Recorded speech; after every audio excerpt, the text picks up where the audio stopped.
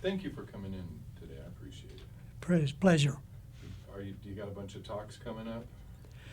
Well, I don't have a whole lot of them scheduled right now, but I've had several in the area, and I'm sure there'll be many more of them. And the kids all appreciate it too. Yeah, they do enjoy it. Yes, sir. So tell me when you joined the service. When I entered the service, well, it was in May of 1941. I was teaching school out in Oklahoma as a mathematics teacher, and on the same day I received two notices from Uncle Sam. The first one says, report to your draft board at the end of the school term. The second one says, volunteer immediately and enter into aviation cadet training. So this created some problems because there weren't a lot of math teachers to finish out the year with.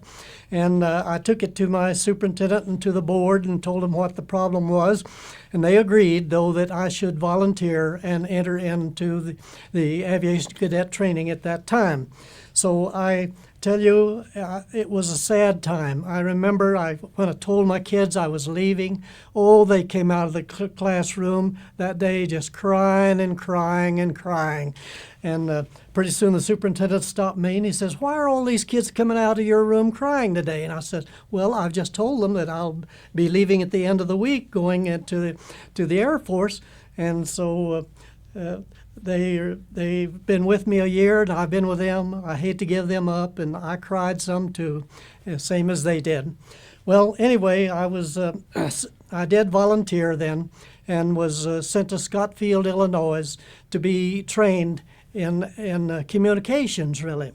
And after the 6 months training there, it was October of 1941, why I was assigned to the Philippine Islands to a B-17 squadron. And on the way out, I stopped by my hometown and to see the young lady that I had dated and with for several years and told her where I was going. We were married one night, and I left the next morning, and I didn't get to see her for 3.5 years. And during that time, she received 2 postcards from me. They just didn't know what the situation was.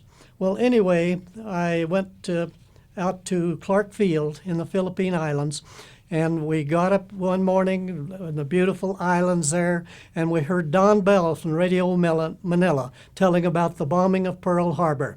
Well, we knew we were next to be bombed because we had seen the little Japanese Zero fighters, circling overhead of Clark Field. And America wasn't prepared for war at that time because we didn't have boosters on our P-40s. And I was in the B-17 squadron, actually, as the communication officer. But they would go up to about 30,000 feet and fly around up there and take all kind of photographs of our base, And our P-40s would go up to about 22,000 feet, and there they'd stall out and couldn't go any higher because the U.S. had not sent us the boosters that we need for them to get up there. Well, sure enough, and they caught us just about like they did Pearl Harbor.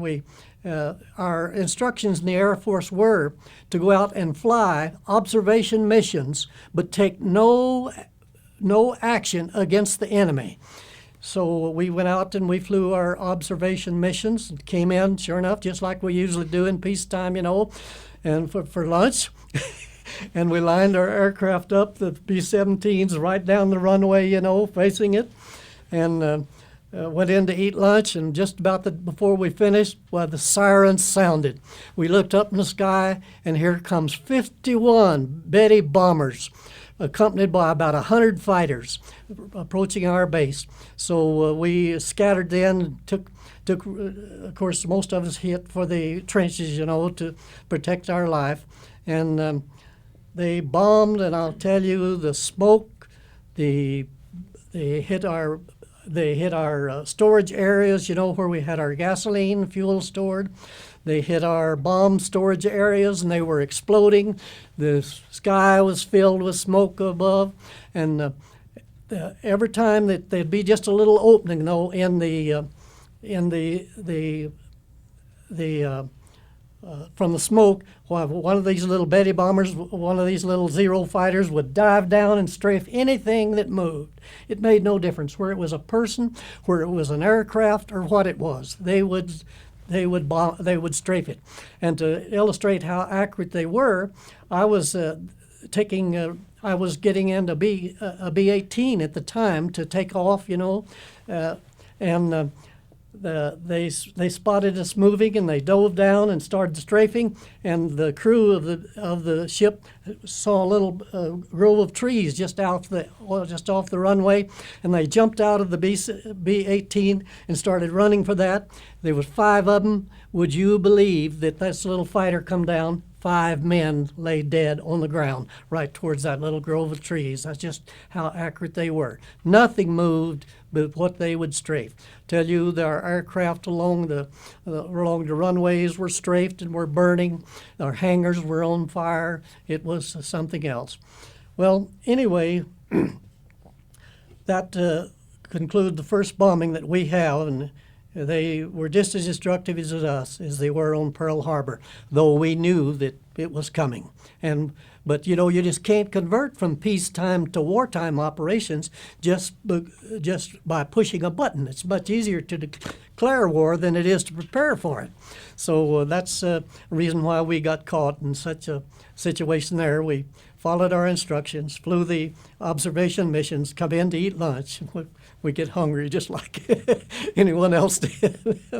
Well, anyway, after that, we held out until it was in December of 41. We held out on Bataan, but our instructions were at the time that if we could not hold off the enemy forces from landing in the Philippine Islands, the northern island of Luzon, then we were to retreat back into the Bataan Peninsula, which is just opposite Manila Bay. And there we were to hold out until the American forces could come in and reinforce us. Well, that's what we did, and we did evacuate there. And I personally was working with the Army at the time because I had communication experiences, and they had asked me to help them out with their communications. And my first, one of my early assignment was to organize the evacuation from Clark Field back into Bataan Peninsula. I had to go out among the Filipino people and recruit the vehicles and so forth that they have, and believe me, they were cooperative. I did not get turned down one time. I'd see a vehicle in a yard. I would go up there and tell them that we needed it. They would turn it over to me just by giving them a little receipt for it.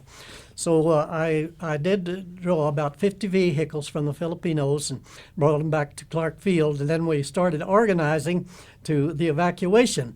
And my colonel, who I was working for, appointed me to organize the evacuation. And here's a little funny incident I'll tell about Colonel. He was our quartermaster, and I went to him, and he had about 50 trucks. And I says, "You line your trucks up right here, and after a little bit, we'll be pulling out and headed for Bataan." He says, "Are you, as a second lieutenant, going to tell me what to do with my vehicles?"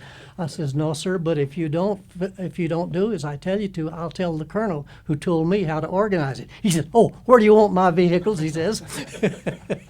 So he was very cooperative after that. So I did leave 3 convoys from Clark Field back into the Bataan Peninsula. And there I was, like I had been working with the Army in communications, why they assigned me to General Wainwright's headquarters on Bataan.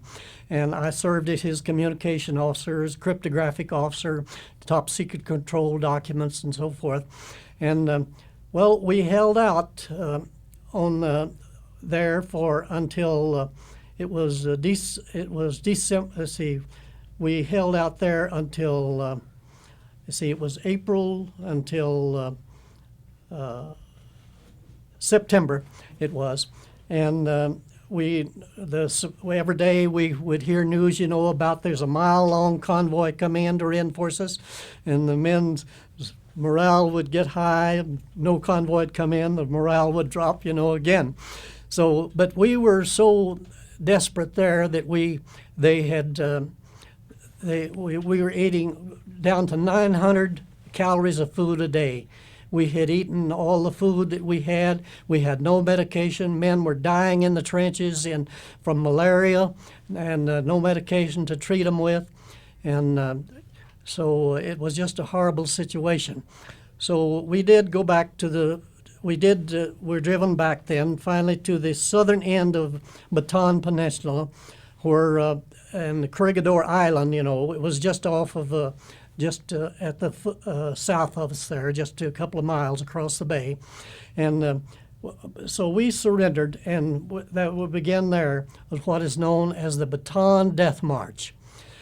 This was a march of about 110 kilometers in a period of 12 days without food and or water. Well, the march itself really lasted just 5 days, really. But there were artesian wells flowing all along the route, water just flowing out, pure drinking water, but you try to get a drink out of it, and you were a dead man. If there was a Japanese soldier near, he would take his bayonet and bayonet you. If he couldn't, he'd just take his rifle and shoot you. How many men do you suppose died during the march?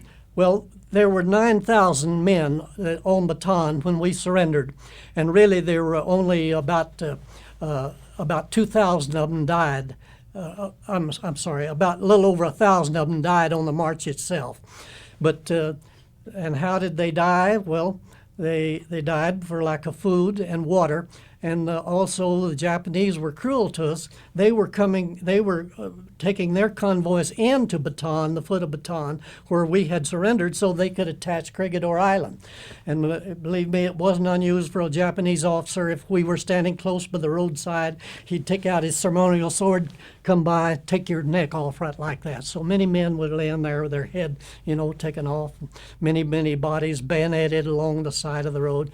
But we did lose just about 1,000 men on the death march itself, on that period of the 100 kilometers. Was there any time for rest along the way at all, or was it? Well, there was a little bit. They would march us forward some days, then march us back too, because they'd have places they want us to be in, fenced in an area at night, so they could guard us easier, and they might march us back. So at night they would put us out in the fields to rest there, or some nearby warehouse or something like that. Everybody knows about the Bataan Death March. Yes, sir. Everybody. Why has that one incident of World War II been so important to people for so many years, do you think, having been a part of it? Well, I've often wondered that myself, because after all, we had men who went on and fought, and made the victory possible for America, and we surrendered and made the death march. But I just don't know exactly what makes it so many people have so much interest in it. Did you, without making you go into the whole history of your whole period of being a POW, and I'm going to bounce around a little bit. I apologize for doing that, but after the march, you were kept as a captive of the Japanese, a POW, in the Philippines, and forced to work really the farms there, right? Yes, Is that sir. what you did as a... Yes, sir. Yes, sir. And they would take most of the values. Well, I was in several different camps in the Philippines myself. I was first taken to Camp O'Donnell. That was a horrible situation. The first 2 months there, we lost another 2,000 men that died from the weakness that they'd have, being without food on Bataan, and then finally the march itself. Did you try to help those guys that were sick and injured? To the best we could, yes. I remember but we were all so weak that we couldn't do very much, really, and there were no ambulances to put them into. I carried one man for several miles, but I couldn't carry him any further, and we came to a hospital area, and I took him and put him out in the yard of the hospital there. But we just weren't strong enough to help very much. Someone else, they went down, and if you happened to go down, well, that was just a sign the Japanese just come along and bayonet you. to one horrible experience there. This illustrates how horrible they were. You know, we had pits where we put the body waste, and they had a plank across it. And so I and another young man was sitting on one of the planks there, and would you believe it, the guard come up there and shook that plank. He fell off into that pit, and he took his bayonet and held him in, drowned him in it. And he was just next to me. I don't know why he picked on him instead of me, but he did. And on the march itself, if the Japanese guards, if they might just, if you had a canteen, I did have a canteen and was very shy with drinking water out of it. This is, I don't recommend it for health purposes, but I would take just a sup of it and gargle my throat and just make one swallow of it and spit the rest of it back in for a later time. But if the guard saw you drinking out of his canteen, it wasn't unusual. He'd just come up and take it away from you, pour his water on his animal, his horse usually, and throw your canteen away. I got through with mine for some reason or other. They never took it, but. How long did you work out there on the farm before? There's a great story of when you saw the first American planes come over. A great story. Well, this was in 1940. See, it was 1944. It would have been. How long had you been captive at this time? Well, I'd been captured at that time 2.5 years, and we were up at. We were working out in the field one day, and I was pulling weeds out of onions, you know, just little bitty garden onions, and just pulling weeds out of them to show you how horrible the guards were, how rough. I accidentally pulled up one onion, and I dared not eat it, because if you ate anything that they didn't serve you in the mess hall, you got a beating for it. But I laid this onion behind me, just went on just pulling weeds. The guard come up and spotted that thing. Would you believe he come up to me with a big club and beat me and broke a rib in my back, and I had a tumor from it that I had to have surgery on when I come back, just for pulling up one onion and not even eating it. Well, anyway, just shortly thereafter, I never will forget, we heard a buzz on the horizon. We look way back over there at around 30,000 feet. Here comes a huge flight of aircraft. And we thought, my goodness, all we had seen for 2.5 years is just enemy aircraft. And we thought, oh, they must have a big operation going on somewhere down south here, because they were coming right for our camp. And they flew overhead at 30,000 feet. And we noticed something different about them. First, they looked like just a flight of bumblebees. You know, they were so far away, with the queen bees flying straight and steady, and the little workers flying all around them, you know, buzzing them around them. But when they come overhead, we could see they were aircraft.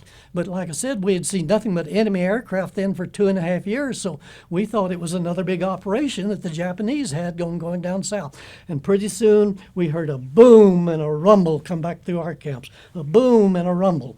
The boom was coming from towards Clark Field, and but a little bit the bombing stopped, and here this flight comes back over, and there was a Japanese aircraft just coming right toward a bomber coming right for our base, and two of these little fighters spun off, come down and shot him, and he burned just outside of our camp. And our thought was, or mine was, and many other men, are they shooting down their own aircraft these days? We couldn't imagine this being American aircraft, you know. But after that, this pilot of this Navy fighter, he come right over our camp, rocked back and forth, and you know what we saw on his aircraft? The U.S. flag and the famous anchor and chain, the symbol of the United States Navy. And I'm telling you, and about an hour later, here comes another flight just like it, nearly 100 of them. And then an hour later, here comes another flight just like it. Mind you, we see nearly 300 aircraft in one day. We had not seen a single American aircraft in the 2.5 years. So that was an exciting. We put up such a yell and a scream and praising for them. I bet they heard us up there. I've often told that. I bet you people in the pep squad here can't make a sound compared to what we did. So, but for you, that wouldn't be the end, because then the Japanese, after this began, decide to put you on some ships and take you further north. Right. Yes, sir. Well, after that was over with, well, for 3 days they lined us up at the gate to take us down to Manila to put us on the aircraft and ship us back to Japan. And 2 days, and 2 successive days, just as they lined us up, here comes another flight of the Navy fighters, and they'd run us back into camp. But on the 3rd day, they didn't, and they put us then on a freight train and took us down to Manila and put us on a convoy that they were shipping out to Japan.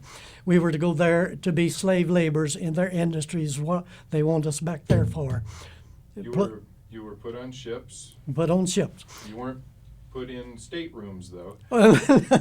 No, we were put on what today is called the hell ships.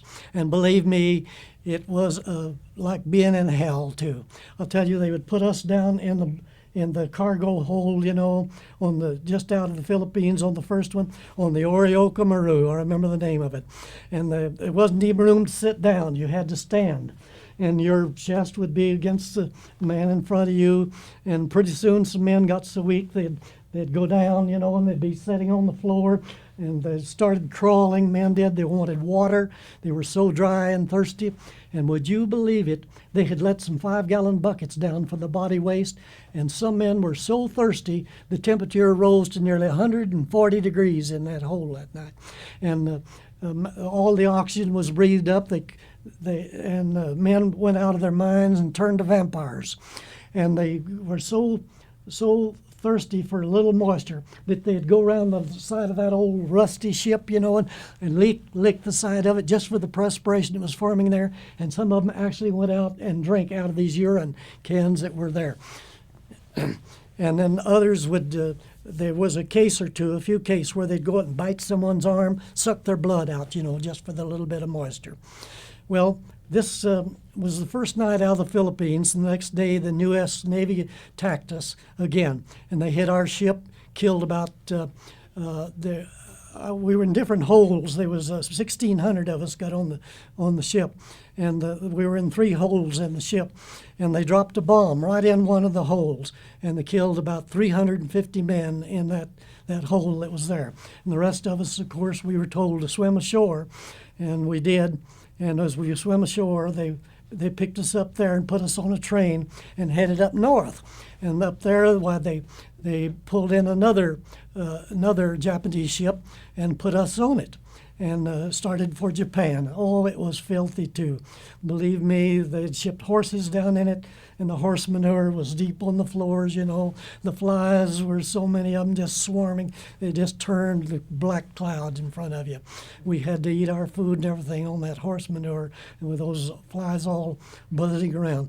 And we were up in Formosa, and we were sitting there in the bay, and sure enough, here comes the Air Force. They spot this convoy sitting there. They bomb. They drop a bomb right on our ship again, not knowing we were on it. We had told the Japanese, if you will mark this as a POW ship, they won't bother it. But they would not mark it, and I do not know why. And so the Air Force didn't know we were on it. They were flying out of China at the time, and they sunk our ship. And here's how close I came to losing my life that day. I'll never forget. It's so close to it. I was in one hold, and this friend of mine, we had taken care of each other. There you had to have a friend you could depend on. Believe me, you had to have one. There's no other way you could survive. And so he says, well, they had emptied the cargo out of the hole next to us and taken it aboard. Off board, and then they wanted 500 men to volunteer to go over into that new hole. He says, let's go over there. Says, conditions can't be any worse than they are here. And I said, no. I says, the good Lord long ago told me that I was to follow him and he would see me through this. And he hasn't given me any word yet that I should volunteer to go over there. But he kept after me, and pretty soon I says, I volunteered, and we wanted to stay together, like I said, because we had been friends all through it and knew how to take care of each other. And we climbed the ladder, and would you believe, I think the good Lord spoke to the guard at the top of the ladder, because he says, just as he and I reached it to go over into the next hole, he says, that's all, no more, go back hole. So we go back in our hole, and would you believe, the next day they dropped a bomb, the Air Force did. The bomb came right through this this hole, knocked a big hole big enough for a car to drive through in the bay that I was in, and went through the divider between the two cargo holes and exploded in the next one. 500 men in there, 350 of them were killed instantly like that, and most of the rest of them died before we reached Japan. Let me just kind of wrapping this thing up. This is for Veterans Day. This is for a big the annual salute to veterans and their service to their country. Listening to you today, I've heard you on several occasions say, I don't know why they didn't take my canteen, but they didn't. I don't know why I didn't go in that hole, but I did, and I stayed over in this one.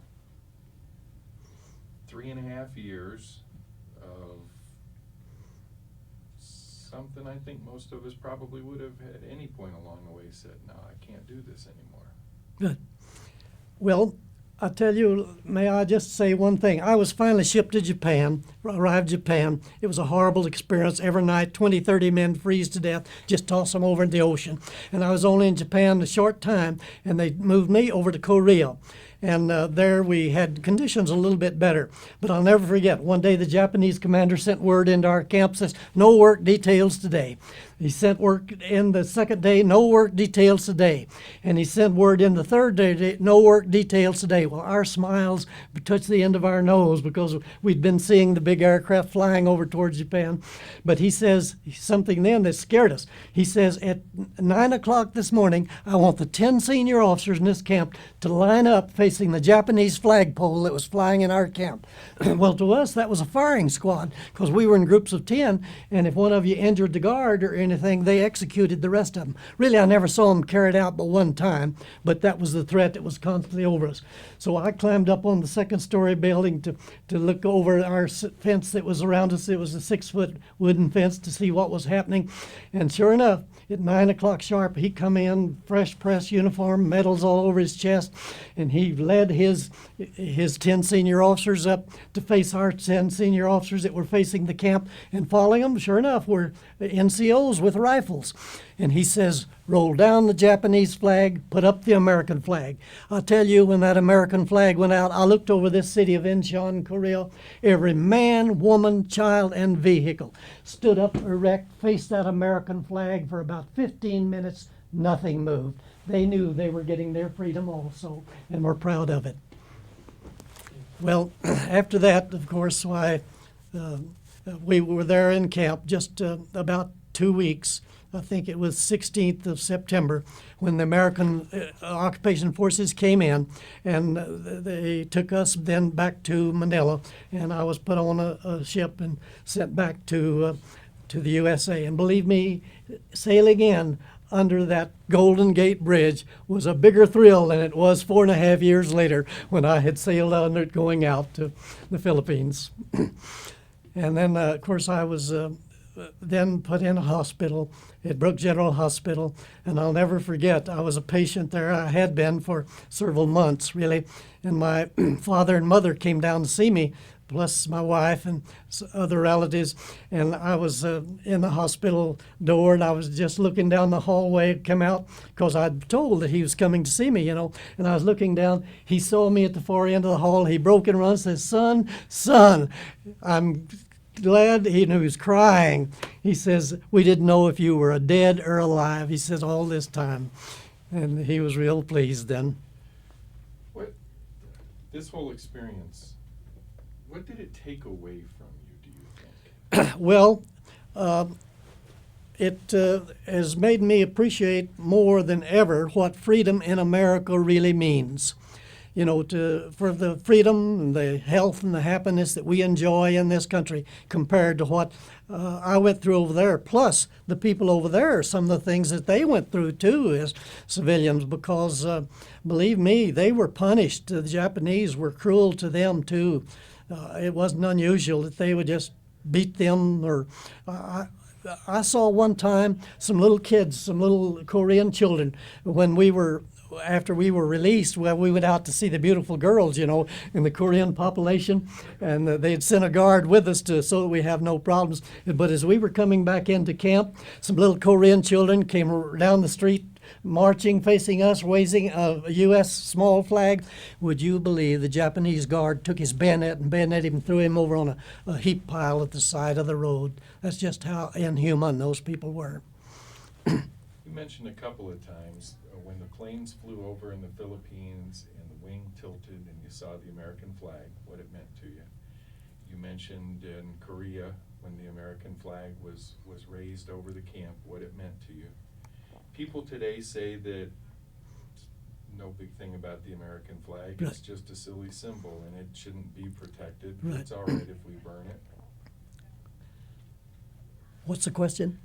Just what's your thought about that? Oh, well, I'll What tell does you, that my flag mean to you? my thought is I believe in paying allegiance to the flag. I really do. And I cannot understand these people today that are advocating, wanting to take it out of our school children and take it, and God we trust, when placing the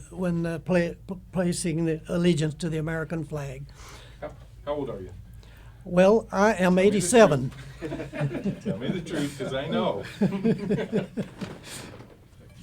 You still get a special feeling when you see the American flag flying? in the Oh, wind? you bet, I do.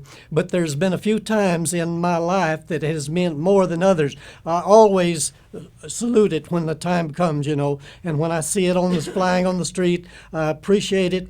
But there's a few times in life that I appreciate it more than just seeing and believing in the flag. Here recently, in my church, I go to the Mississippi Avenue Baptist Church in Aurora, and they presented me with a flag that had been flown in my honor over the U.S. Capitol. Believe me, it is a meaningful thing, that is, and the other time it was real meaningful when it was raised over our camp in Korea. There's, like I said, there's just a few experiences, you know, where it means more than it does at other times. One last question and we'll be all finished. And it's the same question I asked the other guys. What does it mean to you to be a veteran? Well, I am glad that I was able to serve my country and protect its freedom, is the way I feel about it. I am glad that I just cannot help and think that that was my duty to my country, to protect the freedom that we have. But I also want to say that I believe, too, in the American people, what they did back then. You know, they went into our farms, they went into our factories, they produced the necessary supplies for us. So they are to be recognized for the standing up for the freedom of our country also, for what they did. Women left the household, went into our factories and worked, you know, and they made some sacrifices, believe me, they did, to provide the necessary supplies, equipment, ammunition, and so forth, that we could fight a war on foreign soil rather than bringing it into America. And believe me, we would have probably had a war in America had we not been able to stop them out there after in the Philippines after a few years. You got it, boys. Yep. Can I ask you a Absolutely. question real quick? Were you ever able to hear Tokyo Rose on Japanese radio? I've heard her. We would hear her once in a while, even while we was over there, because out on detail sometime, some of the men would steal something and bring it back into camp, and they brought in a radio. They brought in a radio one time, and we could listen to her once in a while, too, of the propaganda that she was putting out. All the time, of course, about the Japanese were still winning the war. But at the same time, did you ever hear Reveille with Beverly, who was broadcasting in that area? Ever hear what? Reveille with Beverly? No, never heard that. Oh, you should have. She was a Boulder girl. They didn't transmit over to the Philippines. Oh, yes, We they need to did. have Been in sense 4 informed. countries. Not where he. Then to Right. the Philippines, Yes. Manila, and then into Vietnam. Right. Played through Vietnam. Then coming back, right, and Well, to tell you the truth, when I retired right here at Lowry Air Force Base in 1967, I was on orders to Vietnam. And he retires, and I was getting shot that time. the general says, "You're not going back to Vietnam." I already had my assignment there and everything. He sent his personnel officer back to Washington, D.C. to try to get me off. And they says, "No, he either goes to Vietnam or he retires." So he says goodbye. How many years did you put in, sir? I put in 26 years, and then when I retired, why they granted me 2 extra years for pay and allowances. Did a hell of a job. Thank you. Yes, sir. Well, nothing more than what you fellas did. Thank you for I your appreciate service. you fellas. You won the victory. Be well. And Take care. we had to You too. surrender. You did too.